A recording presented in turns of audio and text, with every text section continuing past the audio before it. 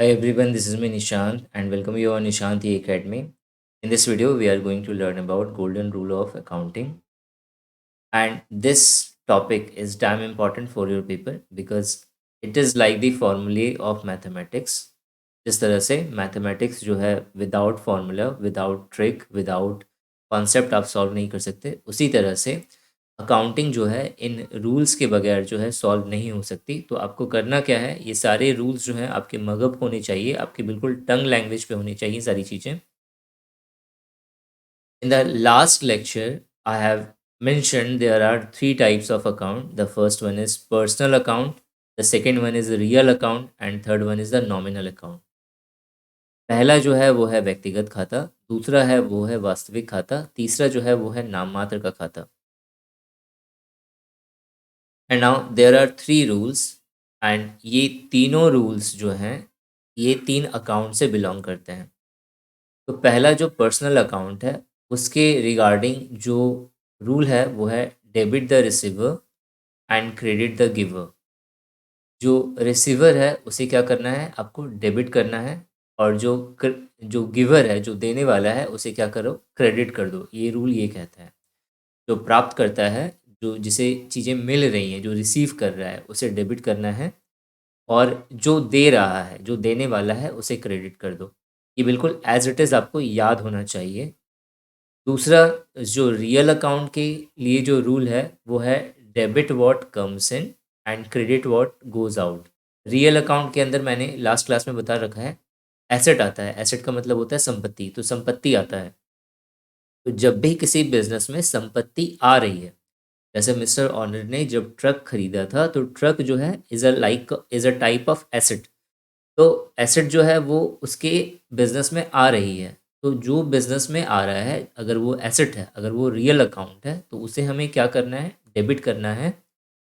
और अगर कोई एसेट किसी बिजनेस से जा रहा है, जैसे कुछ समय के बाद मान लेते हैं कि वो ट्रक खराब हो गया, सही से काम नहीं कर रहा है, या पेट्रोल वो जो है ज़्यादा ले रहा है, ज़्यादा खा रहा है, तो उस सिचुएशन में मिस्टर ऑनर ने क्या करा, डिसाइड करा कि इस ट्रक को बेच देना है। तो संपत्ति जो है उसके बिजनेस से चली जाएगी। तो उस सिचुएशन में क्या करेंगे, तो जब भी कोई एसेट बिजनेस से जाता है तो उसे हम लोग क्या करते हैं, क्रेडिट कर देते हैं। लास्ट जो है वो है नॉमिनल अकाउंट, और नॉमिनल अकाउंट के अंदर मैंने बोला है सिर्फ दो चीज़ें आपको याद रखनी है, expenses and loss and income and gain. तो रूल कहता है कि जो भी एक्सपेंसेस हो, जो भी खर्चा हो, या फिर लॉसेस हो, हानि हो, तो उस सिचुएशन में उसे क्या करेंगे, हम डेबिट कर देंगे। वही अगर इनकम है किसी तरह का, अगर बिजनेस में इनकम हो रहा है या बिजनेस में किसी तरह का गेन हो रहा है, प्रॉफिट हो रहा है, then at that time we will do credit. हम लोग क्रेडिट कर देते हैं। डेबिट को हर जगह पे डीआर से डिनोट करते हैं शॉर्टकट में, और क्रेडिट हर जगह पे जो है सीआर से डिनोट होता है। क्लियर? अब मैंने फॉर्मेट बता करके रखा है आप लोगों को कि डेबिट हमेशा लेफ्ट साइड में रखेंगे और क्रेडिट को हमेशा राइट साइड में लिखेंगे। लेकिन यहाँ पे मैं आपको ये चीज़ नहीं, फॉर्मेट नहीं सिखा रहा। तो अगर कुछ इधर उधर हो जाए, ठीक है, तो उस पर ध्यान नहीं देना है आपको। जो चीज़ें मैं समझा रहा हूँ वो चीज़ें अच्छे से क्लियर होनी चाहिए। नाउ थ्री रूल्स और थ्री एग्जाम्पल्स, और सारी चीज़ें आपकी क्लियर हो जाएंगी। हमने ऑलरेडी पार्ट वन में एक स्टोरी देख लिया था, मिस्टर ऑनर की कहानी और उनके ग्रोथ की कहानी। तो मैंने कहा था आपको कि मैं एक ही स्टोरी से मैं सारी अकाउंटिंग आपको सिखा दूंगा। तो ये उसी स्टोरी का एक और पार्ट है। हमने ऑलरेडी देख लिया था कि जो मिस्टर ऑनर है, जब इनका बिज़नेस ग्रो कर रहा था, तो इन्होंने डेयरी फार्म के थ्रू जो है, डेयरी जो मिल्क है वो परचेज़ कर रहे हैं। महीने महीने का इनका हिसाब किताब स्टार्ट हो गया है। महीने महीने पे इन्हें पे करना है। तो इनका जो स्टाफ है मिस्टर ऑनर का, दिस इज़ स्टाफ ए, और ये भी मैंने आपको बता रखा है। तो ये क्या कर रहा है, ये सारा हिसाब किताब जो है एक जगह पे लिख के रख रहा है, और ये मिस्टर अकाउंटेंट है, यानी कि आप। ठीक है, ये मिस्टर अकाउंटेंट है जो कि ये सारा हिसाब किताब लास्ट में चेक करेंगे। जो स्टाफ ए है उसने क्या लिखा है, उसने लिखा है purchased milk from dairy farm of ₹8,000 on credit. उधार पर या क्रेडिट पर डेयरी फार्म से दूध लिया गया या खरीदा गया ₹8,000 का। ये मिस्टर अकाउंटेंट ने देखा, और इन्हें क्या करना है, अब इसके अकॉर्डिंग अकाउंटिंग करनी। तो इस लाइन में इन्हें दो चीज़ें दिख रही हैं साफ साफ। एक तो ये दिख रहा है कि जो दूध लिया गया है, दूध परचेज करा गया है, वो डेयरी फार्म से परचेज करा गया है। क्लियर हुआ यहाँ तक? तो डेयरी फार्म जो है वो क्या है, एक पर्सनल अकाउंट है।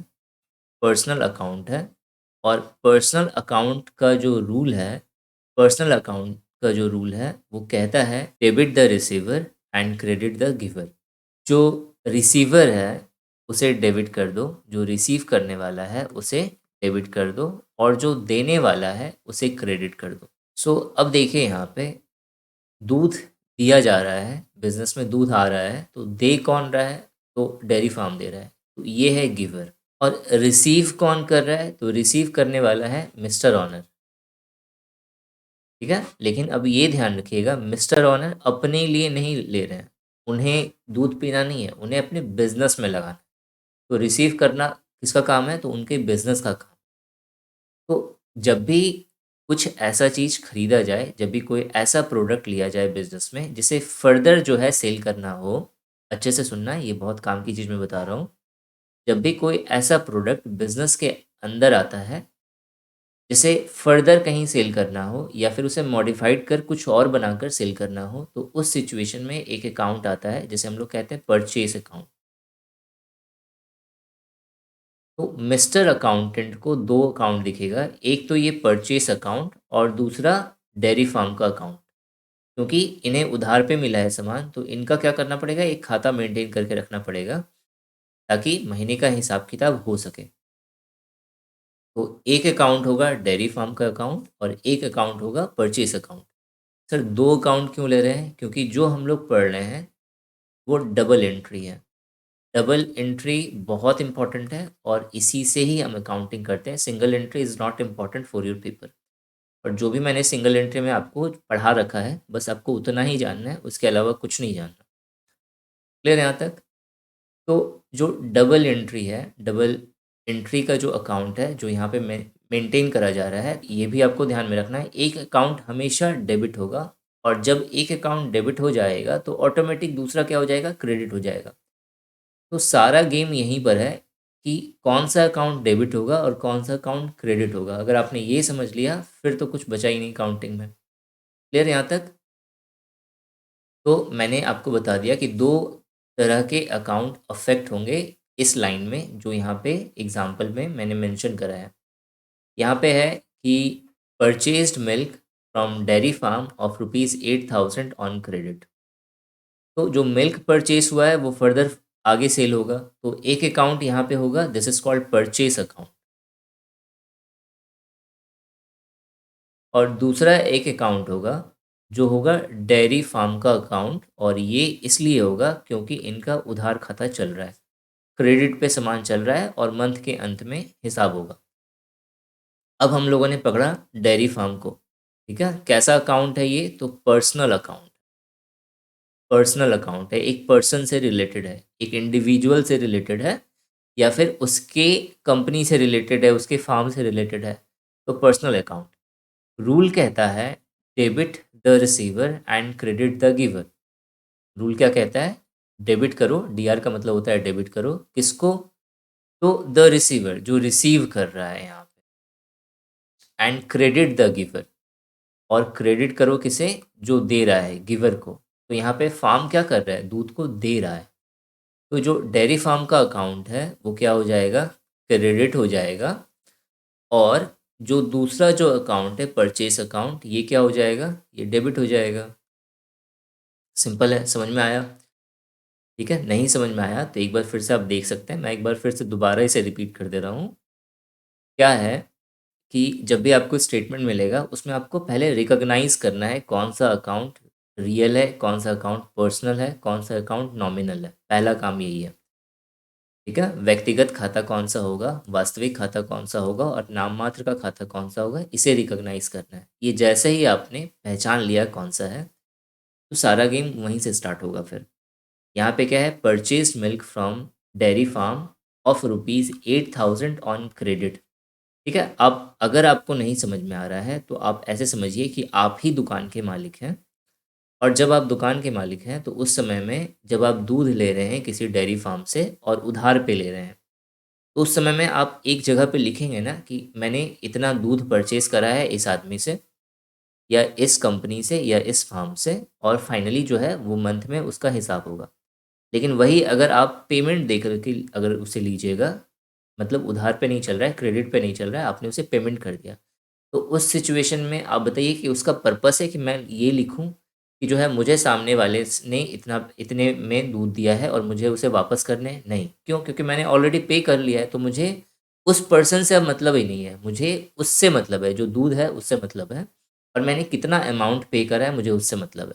ठीक है? ताकि मैं उसे हिसाब को रख सकूँ, ताकि मैं लास्ट में अपना प्रॉफ़िट या लॉस कैलकुलेट कर सकूँ। ठीक है? यहाँ पे इसलिए डेयरी फार्म इम्पोर्टेंट है, क्योंकि डेयरी फार्म जो है इसने क्रेडिट पे इसे सामान दिया है, मिस्टर ऑनर को सामान दिया है। तो इसलिए एक अकाउंट होगा डेयरी फार्म का अकाउंट।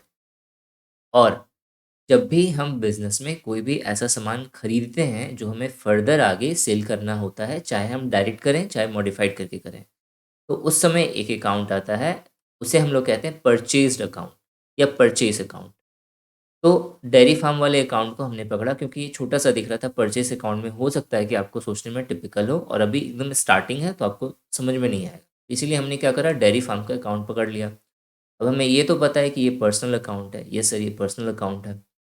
तो पर्सनल अकाउंट का रूल कहता है कि debit the receiver and credit the giver. तो जो दे रहा है उसे उसे क्या कर दो, क्रेडिट कर दो। तो देने वाला कौन है? तो ऑब्वियसली मिल्कमैन, डेयरी फार्म ये जो है क्या कर रहा है, दूध को दे रहा है, सप्लाई कर रहा है। तो इसे क्या कर दो, इसे क्रेडिट कर दो। तो इसके अकाउंट को हम क्या करेंगे, क्रेडिट कर देंगे। और जो दूसरा अकाउंट है वो ऑटोमेटिक क्या हो जाएगा, डेबिट हो जाएगा। क्लियर हो गया यहाँ तक आपको? ठीक है। लिखने का तरीका क्या है कि जब हम लोग जर्नल पढ़ेंगे तो हम लोग और अच्छे से जानेंगे, बट ऐसे मैं बता दे रहा हूँ आपको। लिखते कैसे हैं इस चीज़ को, हम लोग लिखेंगे हमेशा स्टार्ट किससे होगा, जो अकाउंट डेबिट होता है। तो डेबिट कौन सा अकाउंट हुआ, परचेस अकाउंट। तो लिखने का तरीका है यहाँ पे परचेस अकाउंट डेबिट रुपीज़ 8,000, क्योंकि 8,000 रुपीज़ से डेबिट हुआ है, टू कौन सा अकाउंट क्रेडिट हुआ है, तो डेयरी फार्म का account, to dairy farm account. कितने से डेबिट हुआ है, तो वो भी 8,000 से डेबिट हुआ है। सर दो बार पैसे क्यों मेंशन करें, क्योंकि ये रूल है। ठीक है, डबल एंट्री में आपको चीज़ें दो बार मेंटेन करनी करनी पड़ती हैं, दो बार लिखना पड़ता है, ताकि आप सही तरीके से प्रॉफिट और लॉस अपना कैलकुलेट कर सकें। ठीक है, आगे बढ़ते हैं, दूसरे एग्जाम्पल की तरफ देखते हैं कि दूसरा एग्जाम्पल क्या है।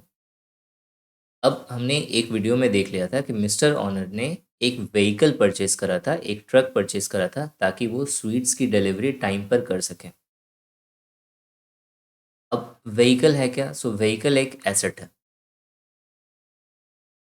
ठीक है, एक एसेट है, एक संपत्ति है इस बिजनेस के लिए। और ये संपत्ति जो है मिस्टर ऑनर के बिजनेस में आ रही है, इन कर रही है। तो जो स्टाफ ए था, इसने क्या करा, इसने एक स्टेटमेंट लिखा है, vehicle purchased for rupees 15 lakh. वाहन को 15 लाख में खरीदा गया। तो जो मिस्टर अकाउंटेंट है उन्होंने ये स्टेटमेंट दिया, देखा, और स्टेटमेंट देखकर वो क्या करेंगे, अपना जर्नल बनाना शुरू करेंगे। उन्हें क्या चीज़ें चाहिए होगी, डेबिट क्या करना है, क्रेडिट क्या करना है। तो उन्होंने जब ये स्टेटमेंट देखा तो उन्हें एक चीज़, व्हीकल दिख गया यहाँ पे, वाहन दिख गया यहाँ पे, कि वाहन एक एसेट है जो बिजनेस में आ रहा है। ठीक है, तो एसेट है यानी कौन सा अकाउंट होगा, रियल अकाउंट होगा। रियल अकाउंट जैसे ही हुआ तो तुरंत आपके मुंह से रूल निकलना चाहिए, debit what comes in, credit what goes out. ठीक है, रूल क्या कहता है, debit what comes in and credit what goes out. जो बिज़नेस में आ रहा है उसे डेबिट कर दो, और जो बिज़नेस से जा रहा है उसे क्रेडिट कर दो। तो बिज़नेस में आ कौन रहा है, तो व्हीकल आ रहा है। तो जो व्हीकल का जो अकाउंट होगा, व्हीकल का जो अकाउंट होगा उसे मिस्टर अकाउंटेंट वो क्या करेंगे, उसे डेबिट कर देंगे। और देखो, अब एक अकाउंट तो ये समझ में आ गया, दूसरा कौन सा अकाउंट होगा। तो यहाँ पे परचेस आपको दिख रहा है, तो ये नहीं कि परचेस अकाउंट मार देना आप, क्योंकि देखो परचेस अकाउंट कहाँ पे यूज़ करते हैं, मैंने पहले ही बताया है, मैंने फिर बता रहा हूँ आपको कि जैसे ये जो व्हीकल है, ये जो ट्रक है, ये बिज़नेस में आ रहा है। लेकिन इसे बिज़नेस में लाने का ये पर्पस नहीं है कि इस ट्रक को लेकर के आएँ और ट्रक को वापस बेच दिया, ऐसा कुछ नहीं है। ठीक है? ये एक पर्सनल यूज़ के लिए, ताकि मेरा ट्रांसपोर्ट सिस्टम अच्छे से काम करे, इसलिए मिस्टर ऑनर ने इस ट्रक को अपने बिज़नेस में लगाया है। तो इस सिचुएशन में जब भी कुछ हम लोग बिज़नेस के अंदर इन करेंगे और वो सिर्फ़ अपने यूज़ के लिए होगा, उसे फर्दर सेल करने के लिए नहीं होगा, तो उस सिचुएशन में परचेज़ अकाउंट नहीं आता है। क्लियर यहाँ तक? तो सर यहाँ पे क्या आएगा? तो अब देखो, जैसे ही मिस्टर ऑनर ने इस एसेट को खरीदा, इस एसेट को अपने बिज़नेस में इन करा, लेकिन उसी समय बिज़नेस से बाहर भी कुछ गया होगा। क्या गया होगा? तो सर 10 ल जो 15 लाख रुपए हैं वो चले गए बाहर। क्यों? क्योंकि खरीदने में पैसा लगा होगा, तो वो कहाँ से गया होगा? तो ऑब्वियसली बिज़नेस से गया होगा। तो जो 15 लाख रुपए हैं वो है क्या? कैश है। तो इस सिचुएशन में जो अकाउंट अफ़ेक्ट होगा दूसरा, this is called cash account, ठीक है? कैश अकाउंट होगा। तो रूल क्या कह रहा है? रूल कह रहा है debit what comes in and credit what goes out. तो क्या चला गया? तो कैश चला गया, तो कैश अकाउंट को क्या करना है हम लोग? क्रेडिट कर लेंगे। क्या? लिखने का तरीका अगेन क्या होगा? ये हम लोग जनरल में और अच्छे से समझेंगे कि लिखने का तरीका क्या है। अभी फ़िलहाल अभी इतना जान लीजिए। लिखेंगे क्या? कि व्हीकल अकाउंट जो है, व्हीकल अकाउंट ये क्या हो रहा है? ये डेबिट हो जा रहा है, और जो कैश अकाउंट है वो क्या हो जा रहा है? क्रेडिट हो जा रहा है। ठीक है? तो लिखेंगे कैसे? Vehicle account debited to rupees 15 lakh, debited by rupees 15 lakh to cash account, to cash account by rupees 15 lakh. Next जो एग्जांपल है, स्वीट्स सोल्ड ऑफ रुपीज़ 10,000, 10,000 रुपये में स्वीट्स को बेचा गया। किसे बेचा गया होगा? तो ऑब्वियस है कि कस्टमर को बेचा गया होगा। इस तरह से समझिए आप कि हर एक कस्टमर आ रहा है, पैसे दे रहा है, मिठाइयाँ ले जा रहा है, तो कस्टमर का नाम लिखना ज़रूरी है? नहीं। क्यों? क्योंकि सर ये ऑलरेडी पैसे तो दे रहा है ना, तो हमें पैसे से मतलब है। जब पैसे मिल गए, जब उधार रहता है, जैसे मान लेते हैं इसमें से जो पहला पर्सन है, चलो हटाओ, इस लड़की को मान लेते हैं। ये जो लड़की है ये उधार पे सामान ले रही है इनसे। तो ये लड़की कौन है, ये इनको जान के रखना ज़रूरी है, क्योंकि उन्होंने उधार सामान लिया है इस बिज़नेस से। लेकिन यहाँ कोई उधार नहीं ले रहा है, यहाँ पे सब खरीद रहे हैं सामान। ठीक है? स्वीट सोल्ड ऑफ रुपीज़ 10,000, 10,000 रुपये का मिठाई जो है वो सेल कर दिया गया, बेच दिया गया। किसको बेच दिया गया? कस्टमर्स को। तो इस सिचुएशन में मिस्टर अकाउंटेंट जो होंगे, इनको 2 चीज़ें दिखेगी। क्या-क्या दिखेगा? पहला तो दिखेगा सर सेल हुआ है, तो एक अकाउंट होगा सेल अकाउंट, ठीक है? और दूसरा दिखेगा, जब सेल हुआ है तो किस चीज़ का सेल हुआ है? तो स्वीट्स का सेल हुआ है, ठीक है? तो जब स्वीट्स यानी बिज़नेस से बाहर गया, क्लियर है यहाँ तक? जब स्वीट बाहर गया तो आया भी तो कुछ, क्या आया? तो पैसे आए। तो जो दूसरा अकाउंट होगा, this is called cash account, ठीक है? तो एक होगा मेरा सेल अकाउंट या सेलिंग अकाउंट, और दूसरा होगा मेरा कैश अकाउंट। तो अब इसमें से कौन-सा डेबिट होगा, कौन-सा क्रेडिट होगा, ये समझना है। तो अब आप देखिए कि जब सेल हम लोग कर रहे हैं, जब स्वीट को सोल्ड करा गया, बेचा गया, तो उस समय क्या हुआ? सेलिंग हुआ। तो सेलिंग हुआ इसका मतलब क्या हुआ? इनकम हुआ बिज़नेस में। तो इनकम एंड गेन ये सारी चीज़ें किस में आती हैं? तो नॉमिनल अकाउंट में आता है। और नॉमिनल अकाउंट का जो रूल है वो क्या कहता है? Debit all expenses and losses and credit all income and gain. तो जो भी इनकम एंड गेन हुआ है उसे क्या करिए? क्रेडिट कर दीजिए। और जो भी एक्सपेंस हुआ है या लॉस हो गया है बिजनेस में, हानि हो गई है बिजनेस में, या खर्च हो गया है बिजनेस में, उसे आप क्या कर दीजिए? डेबिट कर दीजिए। तो देखो इसी से सारा हो जाएगा। तो सेल हुआ है यानी इनकम हुआ है, तो इनकम हुआ है इसका मतलब इनकम को क्या करना है? हमें क्रेडिट करना है। तो ये जो सेल अकाउंट है ये क्या हो जाएगा? क्रेडिट। तो ऑटोमेटिक जो दूसरा वाला जो कैश अकाउंट है ये क्या हो जाएगा? डेबिट हो जाएगा। कुछ क्वेश्चंस देख लेते हैं। पहला क्वेश्चन है, paid cash to Sunil. Sunil को नकद भुगतान किया गया। तो किसे किया गया? सुनील को किया गया। सुनील किस तरह का अकाउंट है? तो पर्सनल अकाउंट है। कैश जो है वो रिसीव भी कर रहा है कौन? सुनील। तो रिसीवर कौन है? सुनील है। तो रूल कहता है debit the receiver credit the giver. तो जो रिसीव करने वाला है उसको डेबिट करो। तो जो सुनील का जो अकाउंट होगा वो डेबिट हो जाएगा। सुनील का अकाउंट, सुनील अकाउंट वो क्या हो जाएगा? डेबिट हो जाएगा। और दूसरा जो अकाउंट है वो कौन सा होगा इसमें? तो कैश अकाउंट, कैश दिया गया। तो ऑब्वियस है कि दूसरा अकाउंट जो कैश अकाउंट होगा, तो अब इसे डेबिट करा गया है, तो ये अकाउंट क्या हो जाएगा, क्रेडिट हो जाएगा। ठीक है, नेक्स्ट देखते हैं हम लोग। दूसरा है purchased a shop for rupees 10 lakh. 10 lakh रुपए में एक शॉप को परचेज करा गया। तो शॉप है यहाँ पे, तो क्या है ये, एसेट है। एसेट क्या होता है मेरा, रियल अकाउंट होता है। तो रियल अकाउंट का क्या रूल है, debit what comes in, credit what goes out. तो बिजनेस के अंदर शॉप आ रही है, बिजनेस के अंदर शॉप का यूज़ हो रहा है, वो अंदर आ रहा है। ठीक है, तो क्रेडिट क्या करना है हमें, व्हाट गोज आउट, डेबिट क्या करना है, व्हाट कम्स इन। तो जो यहाँ पे शॉप का अकाउंट जो होगा, यहाँ पे शॉप का अकाउंट ये क्या हो जाएगा मेरा, तो ये मेरा डेबिट हो जाएगा। दूसरा कौन सा अकाउंट होगा, तो अब देखो यहाँ पे शॉप जब अंदर आएगी तो कैश क्या होगा, बाहर जाएगा। तो दूसरा एक अकाउंट होगा कैश अकाउंट। कैश अकाउंट क्या होगा, तो अगर ये डेबिट हुआ है तो ये क्या हो जाएगा, क्रेडिट हो जाएगा। नेक्स्ट है सोल्ड फर्नीचर फॉर रुपीज़ 20,000। 20,000 रुपये में फर्नीचर को बेचा गया। अगेन फर्नीचर कैसा अकाउंट है, तो फर्नीचर सर एक मेरा रियल अकाउंट है, एसेट है ये। तो एक होगा मेरा फर्नीचर का अकाउंट यहाँ पे, फर्नीचर अकाउंट। और जो है जब फर्नीचर को बेचा गया ना, तो यह जो एसेट है यह बिजनेस से बाहर जा रहा है। तो जब बेचेंगे तो कैश क्या होगा, अंदर आएगा बिजनेस में। ठीक है, तो 20,000 अंदर आएगा, तो एक होगा मेरा कैश अकाउंट। ठीक है, कैश अकाउंट, एसी अकाउंट। तो अब देखो यहाँ पे फर्नीचर जो मेरा एसेट है वो बिजनेस से बाहर जा रहा है। रूल क्या कहता है, रियल अकाउंट का रूल कहता है debit what comes in, credit what goes out.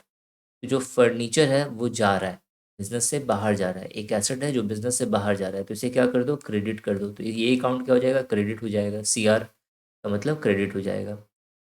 और वहीं अगर जो दूसरा अकाउंट है कैश अकाउंट, तो अगर ये क्रेडिट हुआ है तो ये क्या हो जाएगा, डेबिट हो जाएगा। लास्ट है पेड सैलरी ऑफ रुपीज़ 15,000। 15,000 रुपये सैलरी दी गई, किसको दी गई, मान लेते हैं मिस जो स्टाफ ए है उसे दी गई, स्टाफ ए को। मैंने इंडस्ट्रियल रिलेशन वाले पार्ट में भी आपको बता रखा है कि जो सैलरी होता है वो एक तरह का एक्सपेंसेस है, खर्चा है। ठीक है, खर्च है कंपनी के लिए, बिजनेस के लिए। तो जो expenses and losses and income and gains ये होता क्या है, तो ये है मेरा nominal account. Nominal account, nominal account का रूल क्या कहता है, रूल कहता है debit all expenses and losses. तो जो भी एक्सपेंसेस है, जो भी खर्चा है, उसे क्या करो, उसे डेबिट कर दो। तो एक अकाउंट होगा मेरा सैलरी का अकाउंट, और सैलरी के अकाउंट क्योंकि ये खर्चा है, एक्सपेंसेस है, तो debit all expenses and loss, इसे क्या करना है, हमें डेबिट कर देना है। और दूसरा क्या अकाउंट होगा, तो दूसरा एक अकाउंट होगा यहाँ पर कैश अकाउंट। क्यों कैश अकाउंट, क्योंकि जब हम लोग सैलरी पे करेंगे तो कैश जो है वो क्या होगा, बिजनेस से बाहर जाएगा। तो जो कैश अकाउंट होगा वो क्या हो जाएगा, तो दूसरा वाला अकाउंट क्या हो जाएगा, क्रेडिट हो जाएगा, सिंपल। तो ये था golden rule of accounting. Hope सारी चीज़ें आपको अच्छे से समझ में आ गई होंगी। Thanks for watching and wish you good luck for your paper.